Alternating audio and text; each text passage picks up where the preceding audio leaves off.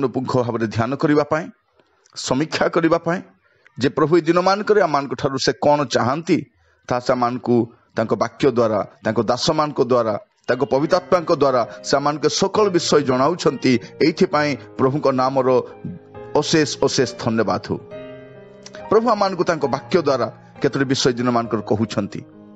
आज मुझे आपण मान सम्मुख में जो प्रसंग रे वार्ताटी परिवेषण करी ताहा ईश्वर इच्छा कौन, ईश्वर इच्छा कौन।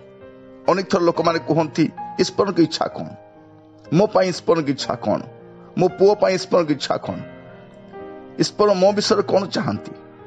अनेक थर आम प्रभु को दास मान पाखक जाओ, अनेक थर जो मैंने भाववाणी कहती आम से गति की जाओ, अनेक थर अन्य मान कही था जे प्रार्थना करंतु मो पाई ईश्वर की इच्छा कौन ताहा जेपर मु जानी परिबी। जदि प्रभु किछि जनांती दयाकरी मते जनांतु। आज ईश्वर की इच्छा संपर्क में आम अल्प समय ध्यान करबा। गोटे पदर आम आरंभ करबा। एफिसियो तार 5 पर्व तार 14, 15, 16 और 17 पद मु पढ़ुछि। एफिसियो तार 5 पर्व 14 पदरु 17 पद पर्यंत लिखा अछि। एणु उक्त अछि, हे निद्रित जाग, मृत मान मध्य उठ, पुणी ख्रीष्ट तुम्भकु आलोक प्रदान करिवे। अतएव अज्ञान परि न होई ज्ञानी परि निज निज आचरण संबंध रे विशेष सावधान हुओ। पुणी सुजोगर सद्व्यवहार कर, कारण काल मंद अटे। एणु निर्बोध न होई प्रभुंकर इच्छा कौन ताहा बुझ। लिखा जाउछि विशेष भाव में प्रिय भाई भौणी माने मु कहिबा चाहे वर्तमान अज्ञान परि रहिबार समय नाही। अज्ञान परि न होई ज्ञानी परि निज निज आचरण संबंध में विशेष सावधान हुओ। प्रभु चाहती आम्भे माने आपण आपण आचरण संबंध में सावधान हेबा दरकार, सुजोगर सद्व्यवहार करबा, कारण काल मंद अटे। पुणी से कहउछंती प्रभु को इच्छा कौन ताहा बुझ। आम अल्प समय प्रभुंकर इच्छा कौन ता प्रभु वाक्य आम ध्यान कर देखा। प्रभु कौन इच्छा करती, बाइबल परमेश्वर कौन इच्छा करती, आउ से जहा इच्छा करती बाइबल रे से लिपिबद्ध करिसंती। आपणकर मोर जीवन काल मध्य ताहांकर अभिमत कौन, ताहांकर इच्छा कौन ता से लिपिबद्ध करिसंती। आमाने अनेके निज इच्छा को प्राधान्य देथौ।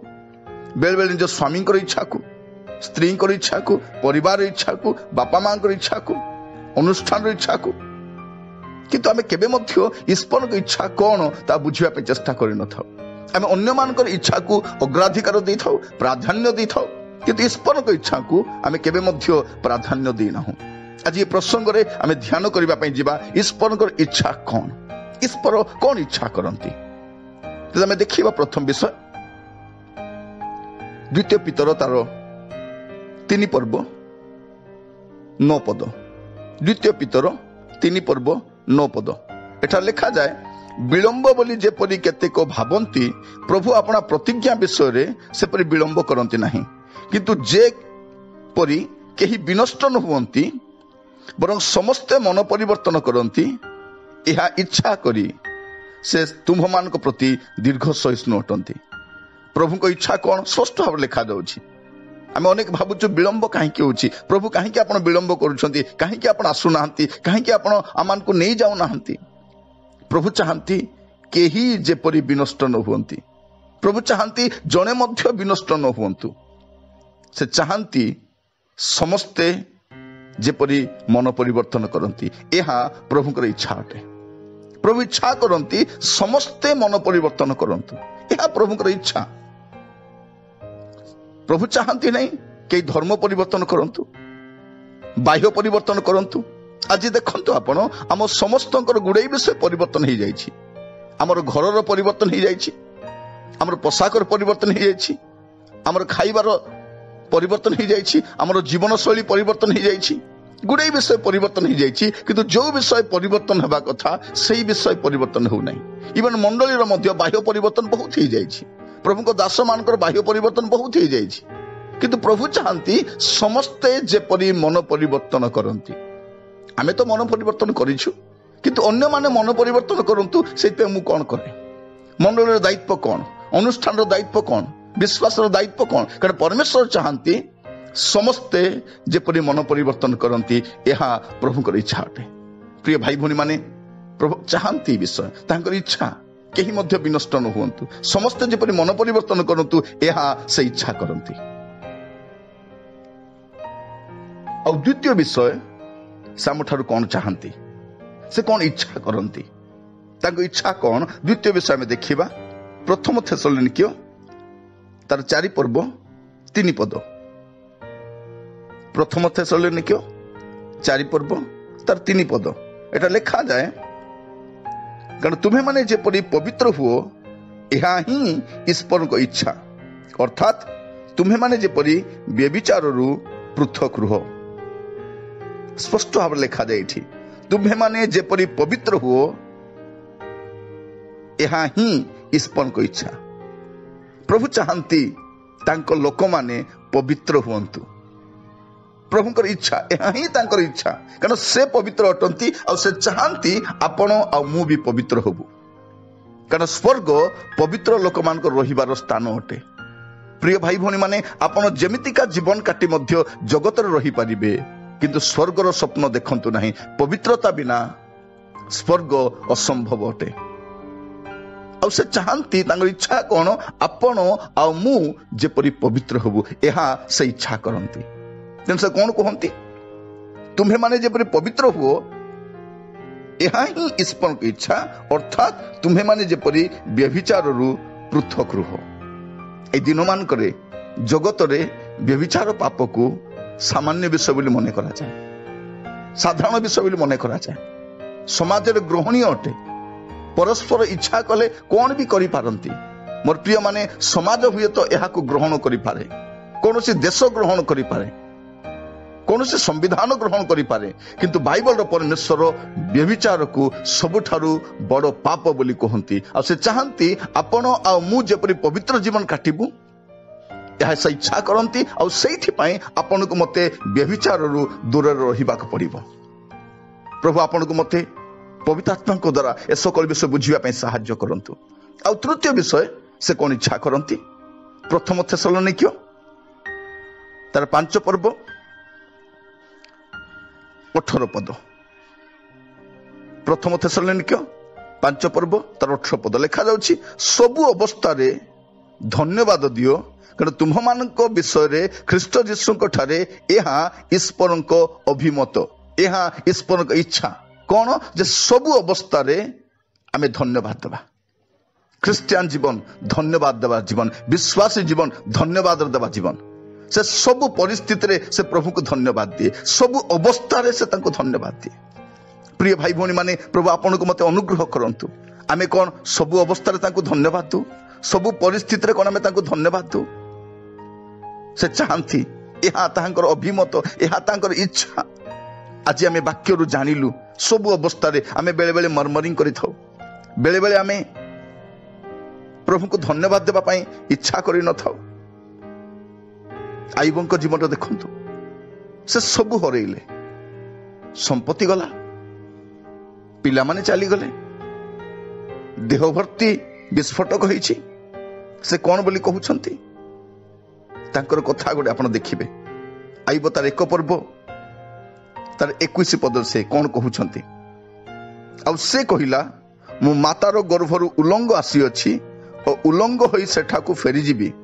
ସଦାପ୍ରଭୁ ଦେଲେ ଓ ସଦାପ୍ରଭୁ ନେଇ ଅଛନ୍ତି, ସଦାପ୍ରଭୁଙ୍କ ନାମ ଧନ୍ୟ ହଉ। ପ୍ରଭୁ ଚାହାନ୍ତି ଆପଣ ଆଉ ମୁଁ ଆମେ ସବୁ ଅବସ୍ଥାରେ ତାହାଙ୍କୁ ଧନ୍ୟବାଦ ଦଉ। ପ୍ରିୟ ଭାଇ ଭଉଣୀ ମାନେ, ଆସୁ ପ୍ରଭୁ ଆମମାନଙ୍କୁ ପ୍ରତ୍ୟେକଙ୍କୁ ସାହାଯ୍ୟ କରନ୍ତୁ। ଅନେକ ଥର ଆମେ ତାଙ୍କୁ ଧନ୍ୟବାଦ ଦେବାରେ ଝୁଣ୍ଟି ପଡ଼ିଛୁ, ବିଫଳ ହେଇଛୁ, କିନ୍ତୁ ପ୍ରଭୁ ଚାହାନ୍ତି ଆମେ ସବୁ ଅବସ୍ଥାରେ, ଆମ ରୋଗ ସମୟରେ, ଆମ କ୍ଷତିରେ, ଦୁର୍ନାମରେ, ସର୍ବହରା ଅବସ୍ଥାରେ, କ୍ଲେଶରେ, ସଙ୍କଟରେ, ଆମେ ସବୁ ଅବସ୍ଥାରେ ତାଙ୍କୁ ଧନ୍ୟବାଦ ଦଉ।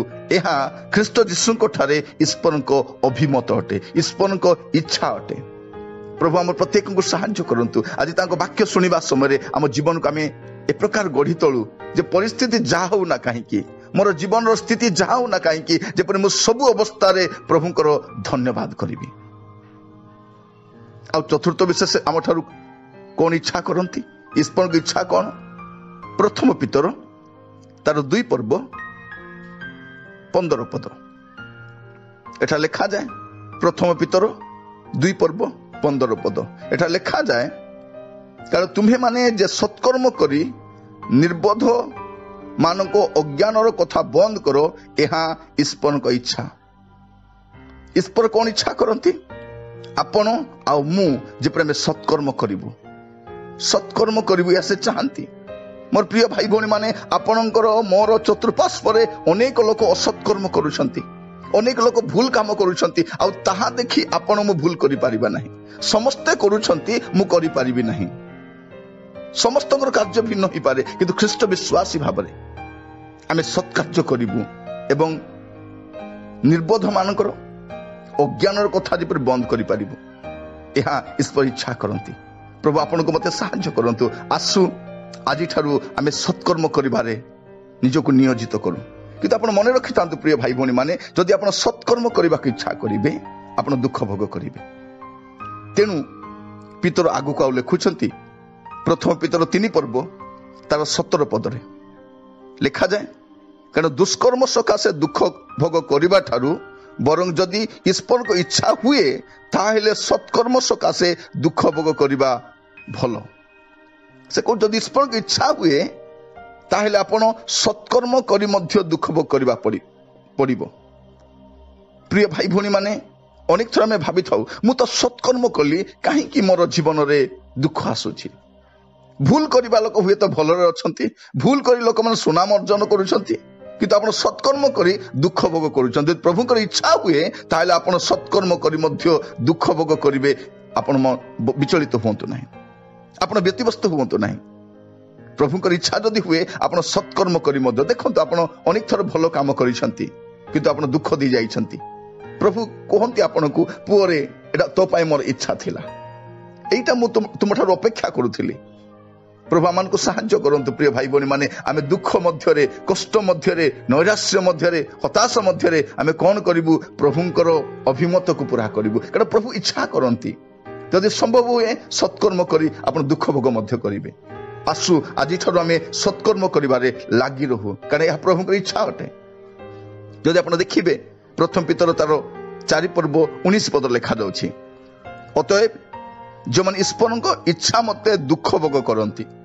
ଆମେ ଭାବୁ ବେଳେ ବେଳେ ଆମ ଜୀବନରେ ଦୁଃଖ ଆସେ ଶୈତାନ ଦ୍ୱାରା, କିନ୍ତୁ ଲେଖାଯାଉଛି ଅତଏବ ଯେଉଁମାନେ ଈଶ୍ୱରଙ୍କ ଇଚ୍ଛା ମତେ ଦୁଃଖ ଭୋଗ କରନ୍ତି, ପରମେଶ୍ୱର ଦୁଃଖ ଭୋଗକୁ ଏଲାଉ କରନ୍ତି।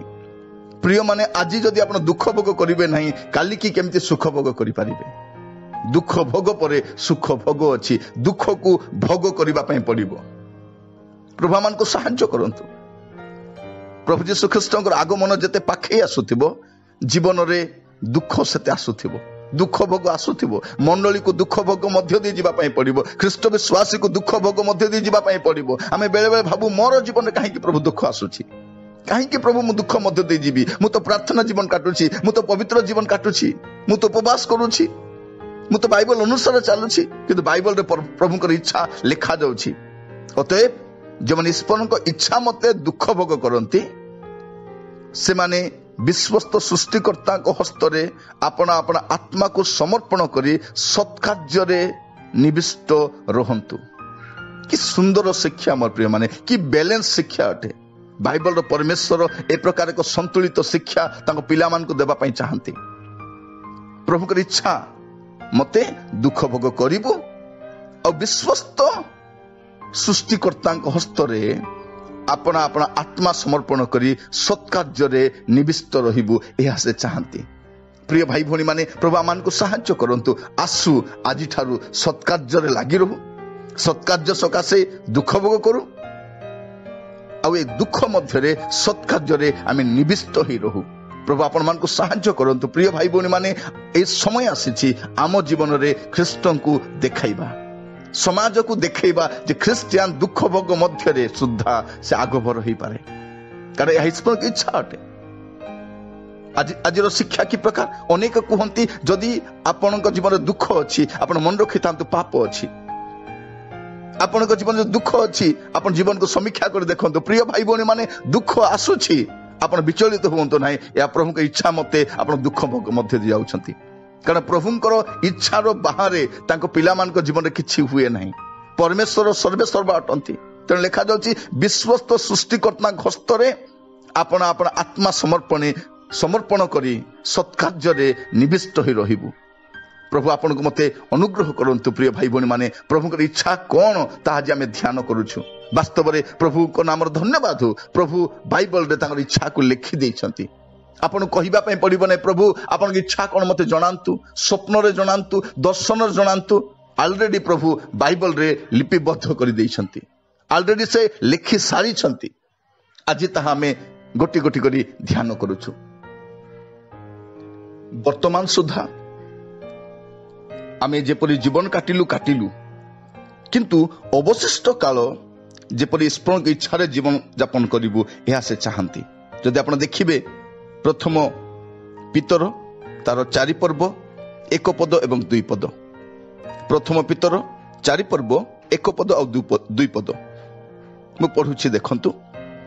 ଖ୍ରୀଷ୍ଟ ଶରୀରରେ ଦୁଃଖ ଭୋଗ କରିଥିବାରୁ ତୁମ୍ଭେମାନେ ମଧ୍ୟ ସେହିପରି ମନ ଧରି ଆପଣା ମାନଙ୍କୁ ସୁସଜ୍ଜିତ କର, କାରଣ ଯେ ଶରୀରରେ ଦୁଃଖ ଭୋଗ କରିଅଛି ସେ ପାପରୁ ନିବୃତ୍ତ ହୋଇଅଛି, ଯେପରି ତୁମ୍ଭେମାନେ ଜାଗତିକ ଜୀବନର ଅବଶିଷ୍ଟ କାଳ ମନୁଷ୍ୟର କୁଅଭିଳାଷ ଅନୁସାରେ କ୍ଷେପଣ ନ କରି ଈଶ୍ୱରଙ୍କ ଇଚ୍ଛା ଅନୁସାରେ କ୍ଷେପଣ କର। ପ୍ରଭୁ କଣ ଚାହାନ୍ତି?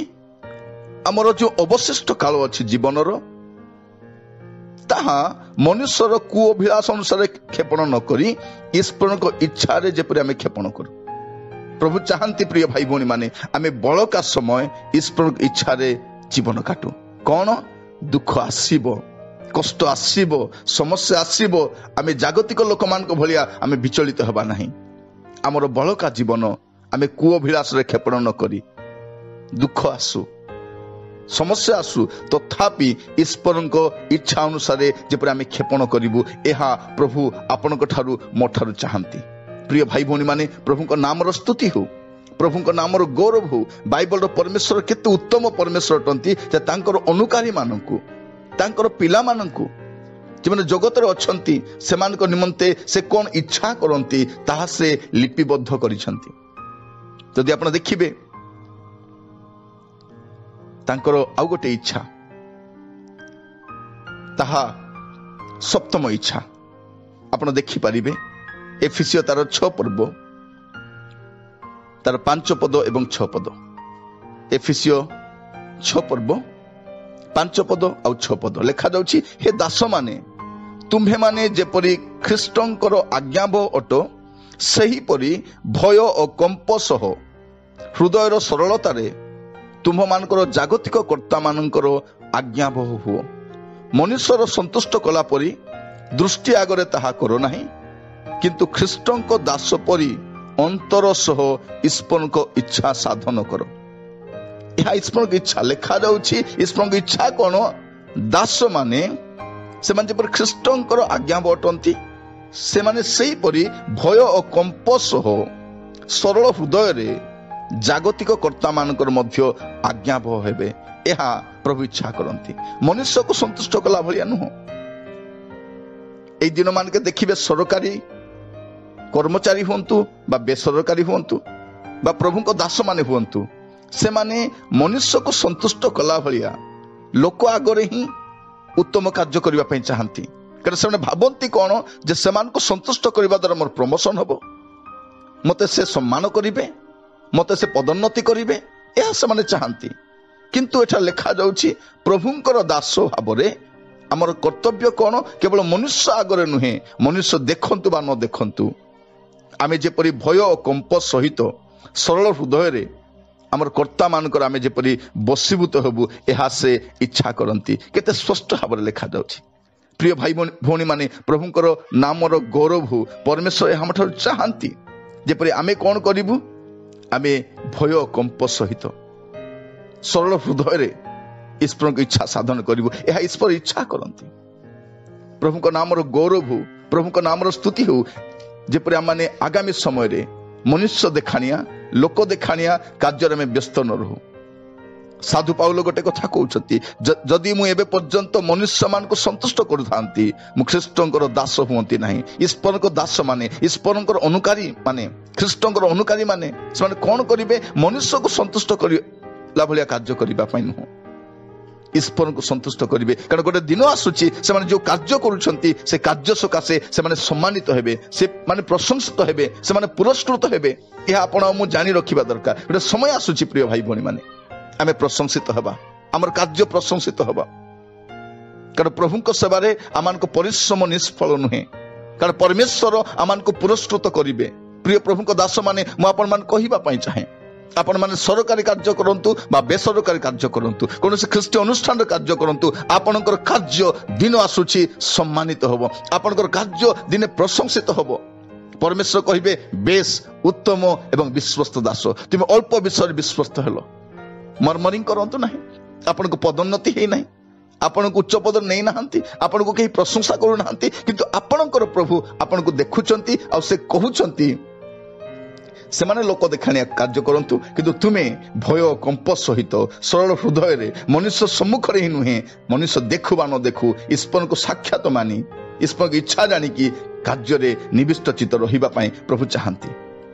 जदि आपण देखिबे कोलोसियो तार 4 पर्व 12 पदरे अष्टम इच्छा प्रभुंकर कौन आप देखी पारिबे। एटा लिखा जाउछि एपाफ्रा जे तुम मान को मध्य जणे तुम मान को नमस्कार जणाउछंती से तो ख्रीष्ट जीशुंकर दास ओ अपना प्रार्थना रे तुम मान को निमंते सर्वदा प्राणपण करूछंती जेपरि तुम्हें माने सिद्ध और ईश्वर को इच्छा संबंध रे संपूर्ण विशेषज्ञ होई अटल होई रुह। प्रभु चाहती कौन प्रभु की इच्छा कौन आपण अटल रहिबे। जदि प्रभु की इच्छा जानिबे नहीं आपण केमिति अटल रहि पारिबे। आज समय अनेक प्रभु की इच्छा कौन न जानिबा द्वारा अटल रहि पारु नाहंती। परिस्थिति विपरीत हेले दुख आसिले समस्या आसिले ताड़न आसिले टळमळ होउचंती कारण से ईश्वर की इच्छा कौन जानते नहीं। एटा हम देखुछु आपण आ मु जेपरि ईश्वर की इच्छा संबंध रे विशेषज्ञ होबु। आमे कहूछु मु पुराना विश्वासी पुराना ख्रिस्टियन दीर्घ वर्षर विश्वासी मु पवित्र आत्मा को पाइछि कि ईश्वर की इच्छा संबंध रे आपण विशेषज्ञ अटंती कि प्रभु चाहती आज संवाद द्वारा प्रभु की इच्छा को आपण जानी रखंतु आ अटल ही रुहंतु। दुख आसीबो समस्या आसीबो नैराश्य आसीबो विपरीत परिस्थिति आसीबो किंतु आपण आ मु जेपरि हम अटल होइकि रहिबु। प्रभु को नाम रो स्तुति हो प्रिय भाई भनी माने प्रभु को नाम रो गौरव हो से चाहती आपण आ मु अटल रहिबु। ए अटल रहिबा द्वारा आ गोटे आशीर्वाद कोन आपण देखि परिबे। प्रभु की इच्छा अटल रहिबा द्वारा नवम विषय प्रभु की इच्छा कोन आपण देखि परिबे। एब्री तार 10 पर्व तार 36 पद एब्री 10 पर्व 36 पद लिखा जाउछि जेनु तुम्हे माने जेपरि ईश्वर की इच्छा साधन करी प्रतिज्ञार फल प्राप्त होई पारो एथि निमंते तुम मानकर धैर्यशील हेबा प्रयोजन। एटा लिखा जाउछि प्रिय माने स्पष्ट भाव लिखा जाउछि तुम्हे माने जेपरि ईश्वर की इच्छा साधन करी प्रतिज्ञार फल प्राप्त होई पारो। प्रभु जहाँ प्रतिज्ञा करिसंती से फल पाइबा पई जदि इच्छा करूछंती धैर्य सहकार आपन को रहिबा पई पड़िबो। प्रभु इच्छा करंती आपण जेपरि प्रतिज्ञार फल प्राप्त हुअंती। एहा प्रभु की इच्छा से जहाँ प्रतिज्ञा करिसंती सेही फल जेपरि आपण पाइबे। सेही 37 पद लिखा जाउछि कारण आउ अत्यल्प समय मात्र जहाँकर आगमन करिवार अछि से आगमन करिवे और विलंब करिवे नाही। तेणु आपण कहिबा पई चाहे प्रभु की इच्छा कोन आपण प्रतिज्ञार फल प्राप्त हुअंतु। प्रभु जहाँ प्रतिज्ञा करिसंती ताहा जेपरि आपण प्राप्त हेबे एथि पई धैर्यशील हुअंतु अधैर्य हुअंतु नहीं। परिस्थिति विपरीत आसिले दुख आसिले विपरीत परिस्थिति हेले आपण विचलित हुअंतु नहीं आपण धैर्यशील हुअंतु कारण प्रभु इच्छा करंती आपण प्रतिज्ञार फल प्राप्त हुअंतु। प्रिय भाई भौणी माने आ अत्यल्प समय मात्र आ बहुत समय नहीं आ अत्यल्प समय मात्र आ से अत्यल्प समय आपनकु आ मते सुस्थिर रहिबा पई पड़िबो। एहा प्रभु इच्छा करंती एहा प्रभुंकर इच्छा। बाइबल कोन लिखा जाउछि प्रथम जोहन तार 2 पर्व 17 पद प्रथम जोहन 2 पर्व 17 पद लिखा जाउछि पुरी संसार और सेतिर अभिलाष मात्र जे ईश्वर की इच्छा पालन करे से नित्य स्थायी। एटा लिखा जाउछि स्पष्ट भाबरे पुरी संसार और सेतिर अभिलाष अनित्य मात्र जे ଈଶ୍ୱରଙ୍କ ଇଚ୍ଛା ପାଳନ କରେ ସେ ନିତ୍ୟ ସ୍ଥାୟୀ। କେତେ ସ୍ପଷ୍ଟ! ଆପଣଙ୍କୁ ମତେ ଈଶ୍ୱରଙ୍କ ଇଚ୍ଛା ପାଳନ କରିବା ପାଇଁ ପଡିବ। ପ୍ରଭୁ ତାଙ୍କର ଯାହା ଯାହା ଇଚ୍ଛା କରିଛନ୍ତି ତାହାକୁ ଆପଣ ଇଗ୍ନୋର କରିପାରିବେ ନାହିଁ। ଆପଣ କହିପାରିବେ ନାହିଁ ଏଇଟା ମୁଁ ପାଳନ କରିବି ନାହିଁ, ଏଇଟା ମୋର ଇଚ୍ଛା ନୁହେଁ। ପ୍ରିୟ ଭାଇ ଭଉଣୀ ମାନେ, ଆପଣଙ୍କର ଇଚ୍ଛା ମୋର ଇଚ୍ଛା ଏଠାରେ ବଡ ବିଷୟ ନୁହେଁ। ପ୍ରଭୁ ଯାହା ଇଚ୍ଛା କରୁଛନ୍ତି ତାହା ଆପଣଙ୍କୁ ପାଳନ କରିବା ପାଇଁ ପଡିବ। ଏ ସଂସାରରେ ଆପଣ ନିଜ ଇଚ୍ଛାରେ ଜୀବନ କାଟି ପାରିବେ, କିନ୍ତୁ ସଂସାର ଓ ସେଥିର ଅଭିଳାଷ ଅନିତ୍ୟ ଅଟେ। ଆମେ ସଂସାରିକ ଇଚ୍ଛାରେ ବହୁତ ସମୟ କାଟିଲୁଣି, ବହୁତ ସମୟ କ୍ଷେପଣ କଲୁଣି। ମତେ ଏଇଟା ଇଚ୍ଛା, ଏଇଟା ମୋର ଇଚ୍ଛା ଥିଲା, ଏଇଟା ମୋର ସ୍ୱପ୍ନ ଥିଲା, ମୁଁ ଏମିତି ଦିନେ ହେବି ବୋଲି ଭାବୁଥିଲି, ଏଇଟା ମୁଁ କରିବି ବୋଲି ଭାବୁଥିଲି, ଆଜି ମୋର ଇଚ୍ଛା ପୁରା ହେଲା। ମୋର ପ୍ରିୟ ମାନେ, ଆପଣଙ୍କର ଇଚ୍ଛା ନୁହେଁ, ଈଶ୍ୱରଙ୍କ ଇଚ୍ଛା ପାଳନ କରିବା ହେଉଛି ଆମ ଜୀବନର ମୂଳ ଲକ୍ଷ୍ୟ। କାରଣ ଯେ ଈଶ୍ୱରଙ୍କ ଇଚ୍ଛା ପାଳନ କରେ ସେ ନିତ୍ୟ ସ୍ଥାୟୀ ହେଇ ରହିବ। ଆପଣ ନିତ୍ୟ ସ୍ଥାୟୀ ରହିବା ପାଇଁ ଚାହାନ୍ତି କି? ପ୍ରିୟ ମାନେ, ପ୍ରଭୁ ଆପଣଙ୍କ ଆଉ ମତେ ତାଙ୍କ ବାକ୍ୟ ଦ୍ୱାରା ଆଜି ସ୍ପଷ୍ଟ ଭାବରେ ସେ କହୁଛନ୍ତି। ତାଙ୍କ ବାକ୍ୟ ସ୍ପଷ୍ଟ ଅଟେ, ସେ କଣ ଇଚ୍ଛା କରନ୍ତି। ଅନେକ ଥର ଆମେ ଭ୍ରମିତ ହେଇଛୁ, ଆମେ କହିଥାଉଛୁ ପ୍ରଭୁଙ୍କ ଇଚ୍ଛା କଣ ମୁଁ ଜାଣିପାରୁନି ପରା, ପ୍ରଭୁ ମୋ ଠାରୁ କଣ ଚାହାନ୍ତି ତାହା ମୁଁ ଜାଣିପାରୁନି। କିନ୍ତୁ ପ୍ରଭୁ ଆଜି ତାଙ୍କ ବାକ୍ୟ ଦ୍ୱାରା ସେ କଣ ଇଚ୍ଛା କରନ୍ତି ତାହା ଜଣାଉଛନ୍ତି। ପ୍ରଭୁଙ୍କ ନାମର ଗୌରବ ହେଉ। ପ୍ରିୟ ଭାଇ ଭଉଣୀ ମାନେ, ପ୍ରଭୁଙ୍କ ଇଚ୍ଛା କାହିଁକି ଏତେ ଆବଶ୍ୟକ ଅଟେ ଜାଣିବାର? ପ୍ରଭୁଙ୍କ ଇଚ୍ଛାକୁ କାହିଁକି ଆମେ ପାଳନ କରିବା ଦରକାର? ପ୍ରଭୁ ଯୀଶୁ ଖ୍ରୀଷ୍ଟ ଯେତେବେଳେ ଜଗତରେ ରହିଥିଲେ ସେ ଗୋଟେ କଥା କହିଥିଲେ। ମାର୍କ ତାର 3 ପର୍ବ ତାର 35 ପଦରେ, ମାର୍କ 3 ତାର 35 ଲେଖାଯାଉଛି, ଯେ କେହି ଈଶ୍ୱରଙ୍କ ଇଚ୍ଛା ସାଧନ କରେ ସେ ମୋହର ଭାଇ, ଭଉଣୀ ଓ ମା। ଏଇଠି ପ୍ରଭୁ ଯୀଶୁ ସ୍ପଷ୍ଟ ଭାବରେ କହୁଛନ୍ତି କାହିଁକି ଆପଣଙ୍କୁ ମତେ ଈଶ୍ୱରଙ୍କ ଇଚ୍ଛା ସାଧନ କରିବା ପାଇଁ ପଡିବ। କାରଣ ଯେଉଁମାନେ ଈଶ୍ୱରଙ୍କ ଇଚ୍ଛା ସାଧନ କରନ୍ତି ସେମାନେ ମୋହର ଭାଇ, ଭଉଣୀ ଓ ମା। ଯଦି ଆପଣମାନେ ସ୍ପିରିଚୁଆଲି ତାଙ୍କର ଫ୍ୟାମିଲି ମେମ୍ବର ହେବା ପାଇଁ ଚାହାନ୍ତି ତାହେଲେ ଆପଣଙ୍କୁ ଈଶ୍ୱରଙ୍କ ଇଚ୍ଛା ସାଧନ କରିବା ପାଇଁ ପଡିବ। ପ୍ରିୟ ଭାଇ ଭଉଣୀ ମାନେ, ମୁଁ ଆପଣମାନଙ୍କୁ କହିବା ପାଇଁ ଚାହେଁ, ଈଶ୍ୱରଙ୍କ ଇଚ୍ଛାକୁ ଆମେ ଅନେକ ଥର ଅମାନ୍ୟ କରିଛୁ, ଅଗ୍ରାହ୍ୟ କରିଛୁ, ପ୍ରାଧାନ୍ୟ ଦେଇନାହୁଁ। କିନ୍ତୁ ଆଜି এই ବାକ୍ୟ ଆପଣଙ୍କୁ ମତେ ସ୍ପଷ୍ଟ ଭାବରେ କୁହେ, ଯଦି ଆପଣ ଈଶ୍ୱରଙ୍କ ଇଚ୍ଛା ସାଧନ କରିବେ ନାହିଁ ଆପଣ ସ୍ପିରିଚୁଆଲି ଯୀଶୁଙ୍କ ସହିତ ସମ୍ପର୍କରେ ନାହାନ୍ତି। ଯଦି ଆପଣ ନିଜ ଇଚ୍ଛାକୁ ଅଗ୍ରାଧିକାର ଦଉଛନ୍ତି, ନିଜ ଇଚ୍ଛାକୁ ପ୍ରାଧାନ୍ୟ ଦଉଛନ୍ତି, ଈଶ୍ୱରଙ୍କ ଇଚ୍ଛାକୁ ପାଳନ କରୁନାହାନ୍ତି, ଆପଣ କେମିତି କହିପାରିବେ ଯେ ଯୀଶୁଙ୍କ ସହିତ ଆପଣଙ୍କ ସମ୍ପର୍କ ଅଛି? ସେ ସ୍ପିରିଚୁଆଲ ବଡିରେ ଆପଣ ଇନଭଲ୍ଭ ଅଛନ୍ତି। ଆଜି ପ୍ରଭୁ ଆପଣଙ୍କୁ ମତେ କହିବା ପାଇଁ ଚାହାନ୍ତି, ଆସୁ এই ବାକ୍ୟକୁ ଆମେ ପ୍ରାଧାନ୍ୟ ଦେଉ, ଆମେ ଅଙ୍ଗୀକାର କରୁ, ଆମେ ଗ୍ରହଣ କରୁ, ଆମେ ମାନି ନେଉ। ଆଜି ପ୍ରଭୁ ଆପଣଙ୍କୁ ମତେ এই ବାକ୍ୟ କହୁଛନ୍ତି ଆଜି ତାଙ୍କର ଇଚ୍ଛା କଣ। ମୋର ପ୍ରିୟ ଭାଇ ଭଉଣୀ ମାନେ, ଆମମାନଙ୍କ ଜୀବନର ଅନେକ କାଳ ଆମେ ନିଜ ଇଚ୍ଛାରେ କାଟିଛୁ, କିନ୍ତୁ ଆଜି ପ୍ରାର୍ଥନା କରୁ, ପ୍ରଭୁ ଆଜିଠାରୁ ମୁଁ ଆପଣଙ୍କ ଇଚ୍ଛାରେ ଜୀବନ କାଟିବି। ପ୍ରିୟ ଭାଇ ଭଉଣୀ ମାନେ, କାହିଁକି ଆପଣଙ୍କୁ ମତେ ଈଶ୍ୱରଙ୍କ ଇଚ୍ଛାକୁ ପ୍ରାଧାନ୍ୟ ଦେବା ପାଇଁ ପଡିବ? ଗୋଟେ ମୂଳ ପଦ ଦେଖିବେ ଆପଣ ମାନେ, ତ ଦେଖିବେ ମାଥ୍ୟୁ 7 ପର୍ବ ତାର 21 ପଦ। ମାଥ୍ୟୁ 7 ପର୍ବ 21 ପଦ ଲେଖାଯାଉଛି, ମତେ ପ୍ରଭୁ ପ୍ରଭୁ ବୋଲି ଡାକନ୍ତି ଏପରି ପ୍ରତ୍ୟେକ ସ୍ୱର୍ଗ ରାଜ୍ୟରେ ପ୍ରବେଶ କରିବେ ନାହିଁ, ମାତ୍ର ଯେ ମୋହର ସ୍ୱର୍ଗସ୍ଥ ପିତାଙ୍କ ଇଚ୍ଛା ସାଧନ କରେ ସେ ପ୍ରବେଶ କରିବ। କାହିଁକି ଈଶ୍ୱରଙ୍କ ଇଚ୍ଛାକୁ ଆମେ ଗୁରୁତ୍ୱ ଦେବା ଦରକାର? କାରଣ ସ୍ପଷ୍ଟ ଭାବରେ ଯୀଶୁ କହିଲେ, ଯଦି ଆପଣ ଈଶ୍ୱରଙ୍କ ଇଚ୍ଛା ସାଧନ କରିବେ ନାହିଁ ସ୍ୱର୍ଗରେ ପ୍ରବେଶ କରିପାରିବେ ନାହିଁ। ଯୀଶୁ କହୁଛନ୍ତି, ମତେ ପ୍ରଭୁ ପ୍ରଭୁ ବୋଲି ଡାକନ୍ତି ଏପରି ପ୍ରତ୍ୟେକ ସ୍ୱର୍ଗ ରାଜ୍ୟରେ ପ୍ରବେଶ କରିବେ ନାହିଁ, ମାତ୍ର ଯେ ମୋହର ସ୍ୱର୍ଗସ୍ଥ ପିତାଙ୍କ ଇଚ୍ଛା ସାଧନ କରେ, ମୋହର ସ୍ୱର୍ଗସ୍ଥ ପିତାଙ୍କ ଇଚ୍ଛା ସାଧନ କରେ ସେ ପ୍ରବେଶ କରିବ, ସେ ପ୍ରବେଶ କରିବ। ଯଦି ମୋର ପ୍ରିୟ ଭାଇ ଭଉଣୀ ମାନେ ସ୍ୱର୍ଗରେ ପ୍ରବେଶ କରିବା ପାଇଁ ଚାହୁଁଛନ୍ତି, ବଡ ସର୍ତ୍ତ ଗୋଟିଏ ପ୍ରଭୁ ଯୀଶୁ ରଖୁଛନ୍ତି ଯେ ପିତାଙ୍କ ଇଚ୍ଛା ଆପଣଙ୍କୁ ପାଳନ କରିବା ପାଇଁ ପଡିବ। ତା ତଳକୁ ଲେଖାଯାଉଛି 22, 23, 24 ଯଦି ଆପଣ ପଢି ପଢି ଯିବେ ଗୁଡାଏ କଥା ଲେଖାଯାଉଛି। ସେମାନେ କହିବେ, ଆମେ କି ଆପଣଙ୍କର ଆମର ଭାବବାଣୀ କହିଲୁ ନାହିଁ, ଆମେ କି ଭୂତ ଛଡେଇଲୁ ନାହିଁ, ନାନା ଶକ୍ତିର କାର୍ଯ୍ୟ କଲୁ ନାହିଁ। କିନ୍ତୁ ପ୍ରଭୁ ଯୀଶୁ କହିବେ, ମୁଁ ତୁମମାନଙ୍କୁ ଜାଣି ନାହିଁ, ହେ ଅଧର୍ମାଚାରୀ ମାନେ ମୋ ପାଖରୁ ଦୂର ହୁଅ। ପ୍ରିୟ ଭାଇ ଭଉଣୀ ମାନେ, କେତେ ଦୁଃଖର ବିଷୟ ଅଟେ। ଜଣେ ବ୍ୟକ୍ତି ଭାବବାଣୀ କହୁଛି, ଜଣେ ବ୍ୟକ୍ତି ଭୂତ ଛଡାଉଛି, ନାନା ଶକ୍ତିର କାର୍ଯ୍ୟ କରୁଛି, କିନ୍ତୁ ସେ ଈଶ୍ୱର ରାଜ୍ୟରେ ପ୍ରବେଶ କରିପାରୁନାହିଁ। ତାର ମୂଳ କାରଣ କଣ? ସେ ପିତାଙ୍କର ଇଚ୍ଛାକୁ ସାଧନ କରିନାହିଁ। ପ୍ରିୟ ଭାଇ ଭଉଣୀ ମାନେ, ମୁଁ କହିବା ପାଇଁ ଚାହେଁ, ହୁଏତ ଆପଣ ମାନେ ଭାବବାଣୀ କହିପାରି ନାହାନ୍ତି, ଭୂତ ଛଡେଇ ପାରି ନାହାନ୍ତି, ନାନା ଶକ୍ତିର କାର୍ଯ୍ୟ କରିପାରି ନାହାନ୍ତି, କିଛି ବ୍ୟସ୍ତ ହୁଅନ୍ତୁ ନାହିଁ। किंतु पितांकर इच्छा कौन ता साधन करंतु आपण ईश्वर राज्य प्रवेश करि परिबे। से दिन अनेक छड़ा जिबे से माने भगवान कहिसंती सत्य कथा भूत छड़ाई नाना शक्तिर कार्य करिसंती जगत समान को जानी जगत समान को सम्मानित देइछि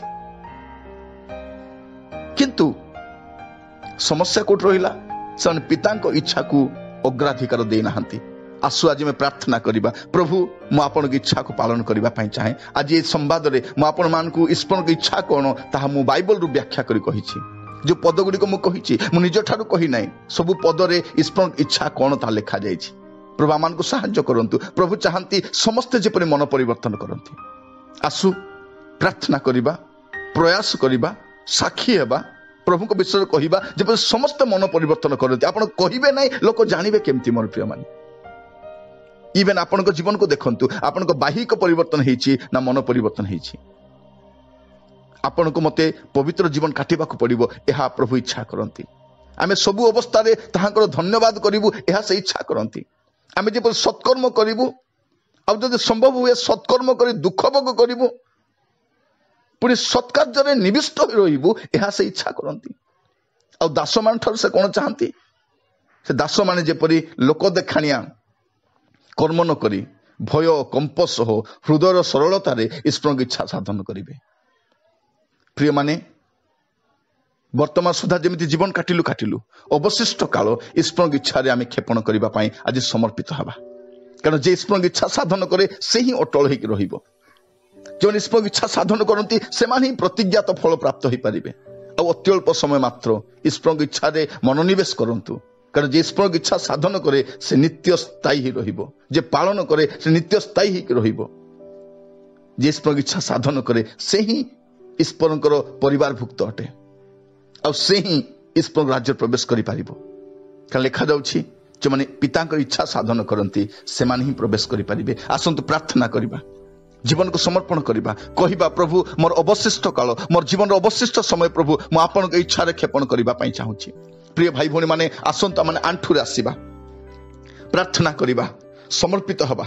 आज ठारू निज इच्छा रे नुहे स्व इच्छा रे नुहे आज ठारू प्रभु मु आपन के इच्छा रे जीवन काटिबी केवल आपन के इच्छा रे बंचिबी। प्रभु मो निज इच्छा रे बहुत मु जीवन काटे सारिछि। प्रभु मो निज इच्छा रे मु जहा इच्छा ताहा करिछि। मो स्वामी को इच्छा मो स्त्री रो इच्छा मोर पिला मान के इच्छा मो नेता मान के इच्छा अनेक इच्छा को प्राधान्य देइछि प्रभु किंतु आपन के इच्छा को प्राधान्य दे नै। आज ठारू प्रभु मु आपन के इच्छा रे बंचिबी बोली निष्पत्ति नियंतु। आंठू रे आसी प्रार्थना करंतु प्रभु आपन को आशीर्वाद करिवे। महामंगलमय स्वर्गस्थ पिता आपन को वाक्य द्वारा आपन आमान को सहित कथा हितबारु मु आपन को धन्यवाद दउछि।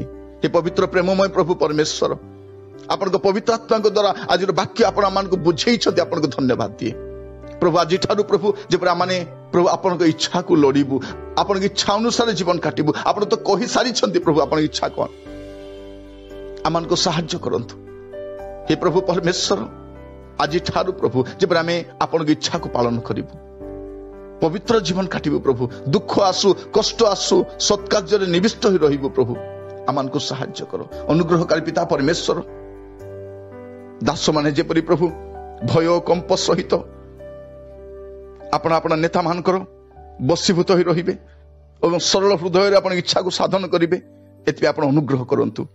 प्रभु परमेश्वर आमान जेपरि धैर्यशील होई प्रभु आपण इच्छा साधन करी प्रतिज्ञात फल प्राप्त होई परिबु आमान को अनुग्रह करंतु।